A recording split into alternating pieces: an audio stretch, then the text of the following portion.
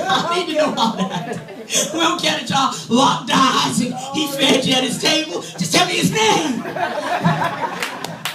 And she says, his name is Boaz. Jackpot.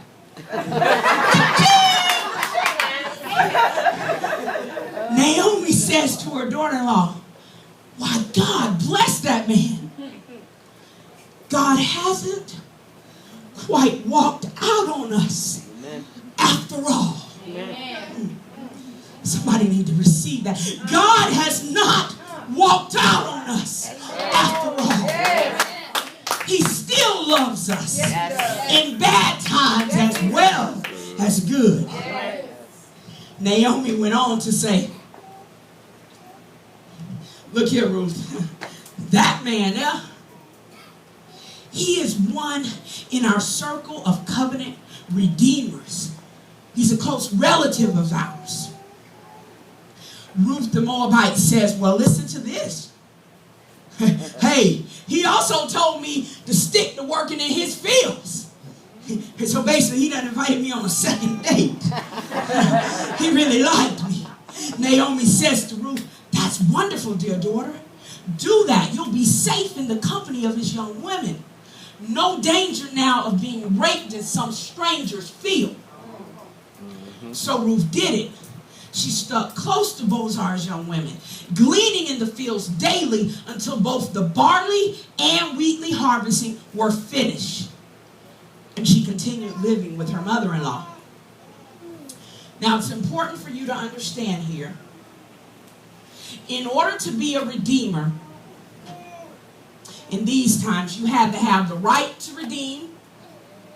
You had to have the resources, so you got to be rich. You got to have some money, some land, some field, okay? And the resolve to redeem, okay? We found out later there is one who is closer but does not have the resolve. So before I skip to the end, the last mark is that the Redeemer shows the destitute grace. Showers the destitute with grace. At the beginning of this chapter, Ruth has no Redeemer, no food, and no family. I want to skip and tell you about chapter 3. Chapter 3, Naomi convinces Ruth to try to set Bozar up. Okay, Bozar's having a big party. I'm going to try to put it in layman's terms. He's having a big party, so he's going to be drinking and eating.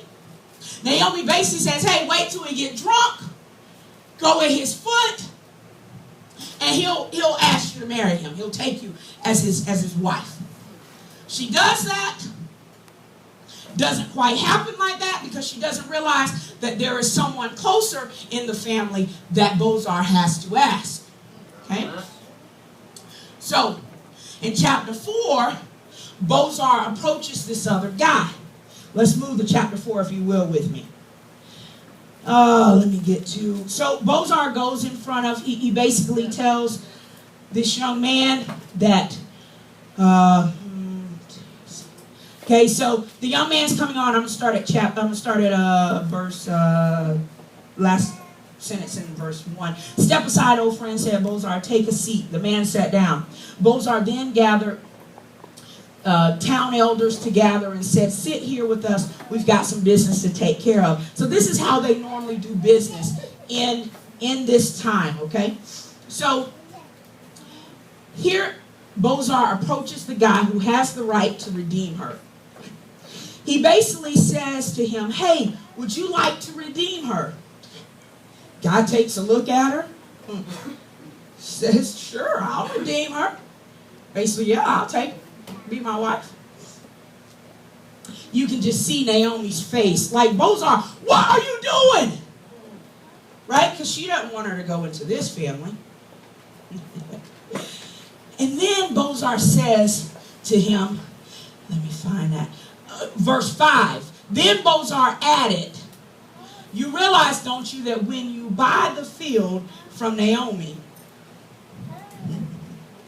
you also get Ruth the Moabite.